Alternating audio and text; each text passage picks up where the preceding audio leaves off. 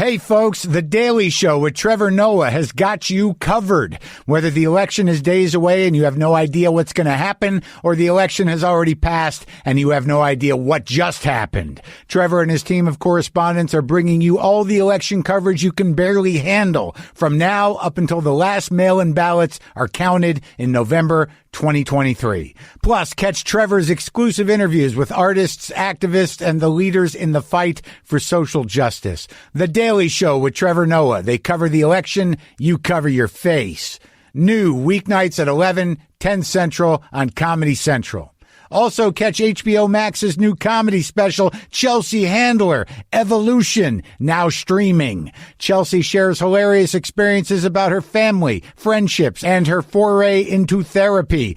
She's turning the attention to herself for a change, reflecting on her personal journey towards self-awareness, assisted by her reliable companion, cannabis. Never one to hold back, Chelsea bravely takes the stage to face herself in front of everyone. Chelsea Handler, Evolution, now streaming only on HBO Max. All right. Now let me face myself in front of you. All right. Let's do the show. Lock the gate!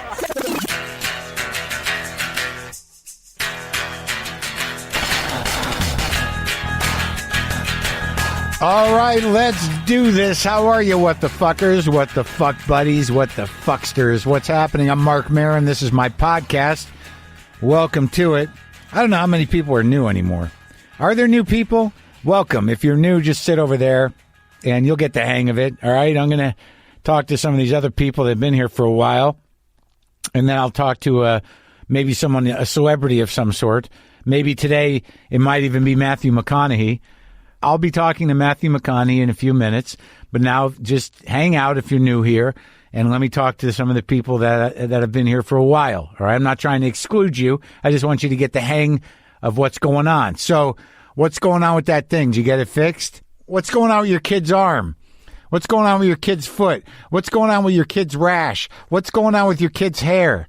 Who did that? Was that on purpose? How are you holding up, though? Seriously. Did you get that thing done? How's working from home? Did you stop masturbating during meetings? Because I think you should.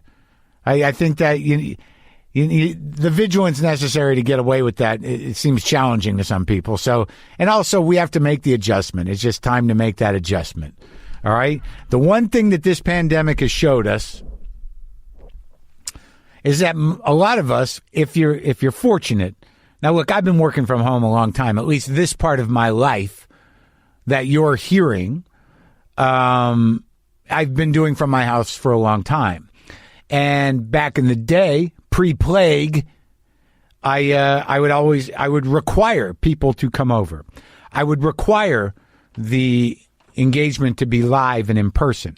But you can't require that much. Every once in a while now, I can make a pretty safe situation out here. I've got a plexiglass divider.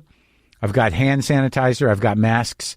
But I've done a few people, mostly comics and Wayne Coyne, live. But it's a lot to ask somebody, and I understand that, and it's slightly dangerous. But I guess my point is, what some of us have grown to realize is that you really can, if your job allows you, work from home. And work from home in a fairly efficient way. And I think people have adjusted to people working from home to such a degree that our major talk shows on television are now just kind of guys sitting on their couch. Now, the vulnerability of that is a bit much for me. We can definitely see it's all the sort of machinations of show business have now been laid bare, and you can really see who's got the juice and who doesn't, who requires more artifice than the next guy. But I guess we're seeing that everybody's human. Now, I don't want to get away from the point here. The point is making the adjustment to knowing that your workplace is now your home means pants. It means no dicks. It means, make sure at the very least that, if you're trying to protect your privacy, you've engaged that properly. I think that we've seen the fall of a fairly public person because the adjustment hadn't been fully made yet. That you are working from home, even if it's the same chair that you jerk off in when your family's away, or during that special work time that's not really work time, that when you're working, you're working. And the repercussions of mixing work and whatever else you do in that chair can be disastrous. All right, that's a public service announcement. Now, before I forget, I fairly frequently right now I'm going on Instagram Live in the mornings, and I have coffee. I do about an hour of riffing and thinking and answering questions, thinking out loud. I do a lot of what I used to do on a stand-up stage. I engage in the moment, and I kind of riff. It doesn't cost anything, but I'm doing a new hour every few days, that's for sure. But I'm on Instagram Live a lot, and I seem to have gotten this hook going where I kind of move my face into the camera. I say, use whatever options you have at your disposal to maintain your sanity without hurting yourself or other people. And then I say, too close? Am I too close? You can come and watch and enjoy. I also usually post them so you can enjoy them later in the day. But the bottom line is we're going to have a T-shirt. There's a T-shirt. We got the Marin Too Close T-shirt. It was inspired by a photograph by a guy named Steve Rose, who grabbed a bunch of shots from the live stream and put them together in a grid. And then a fan named Cat Rhodes put them on a shirt. And it was like, wow, that's a good design. So let's tweak it a little bit. And we tweaked it a little bit. And you can get them now at podswag.com/WTF or click on the merch tab at WTFpod.com for the Too Close T-shirt. It's a good one. You know, it's official WTF merchandise, but it's kind of a spin-off because it's the IG Live tag. Too close? Can't really do that with audio. But if you want to see what I'm doing over there, come on. Come on over. Come over. What are you going to do? What are you doing? Bring it over. Come on over to Instagram Live. Come on. Come over here. What are you doing? You know, Mike Binder, the comedian who I used to watch when I was a kid, was on this show. And I don't know if you remember when he was on this show, but he's part of the Comedy Store history. He was always sort of a presence in all the stories about the old Comedy Store in the 70s, so I wanted to have him on. But when I had him on, he didn't want to talk about the Comedy Store, and he had closed the door to that part of his past. And I kept pushing him into it. And then now he's like full in, born-again Comedy Store guy, fully embracing the past, and made a doc about it with the support of Peter Shore producing, and Paulie's in it. But it's a fully sanctioned Comedy Store doc. It's on Showtime. They've showed 3 episodes. I think there might be 6. But this last episode, episode 3, it was a lot about Kennison. You know, I had some experience with Kennison, some dark, weird, druggy experiences with Kennison. And I tell the story that you all know.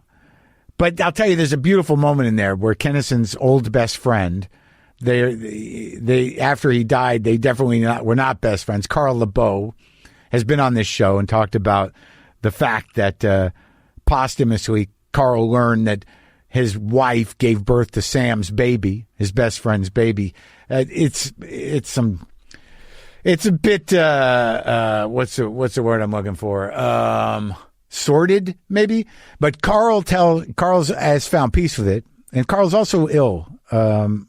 Sadly, there's a GoFundMe for Carl if you want to help out. Carl has terminal cancer, and he needs some equipment, and he's dealing with other stuff, back issues. But you can go to GoFundMe.com/F/Carl, CARL -Labove, LABOVE.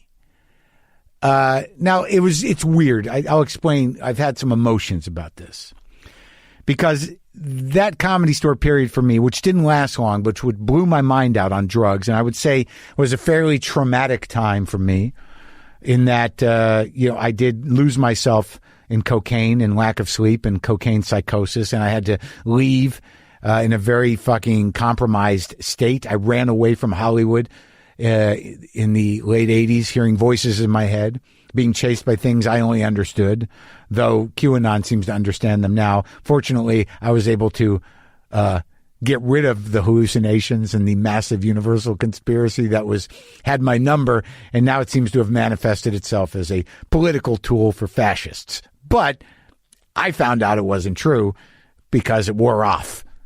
Took a year and a half. But anyway, so it was a traumatic time. I had a tremendous amount of resentment against Sam Kinison and against Carl. But over time, I sort of started to let some of that go and process it and whatever. And Sam died, of course. You know, I think me and Carl make up on the podcast I did with him. But the bottom line is, if you watch this third episode of the Comedy Store doc and you watch Carl, there's bits and pieces of his stand-up, and then he tells the story of Sam dying in his arms, and it's truly profound and moving. But he was such a fucking unique comedian and such a great talent and such a present fucking dude in terms of how he acted things out and personified things, and the space he created on stage was truly unique.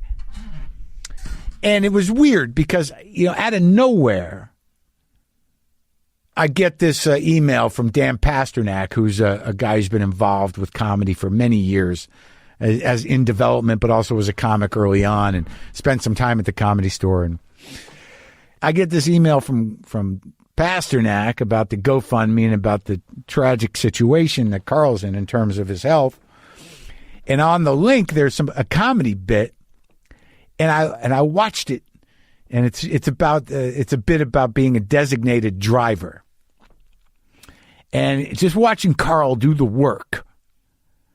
It was moving to me, and I laughed, and I thought about like what I went through with these fucking guys back in the day, how they hurt me, but then how we made up. But I just realized how exciting it was to be around funny people, and how funny he fucking was, and how much laughter I got out of that guy.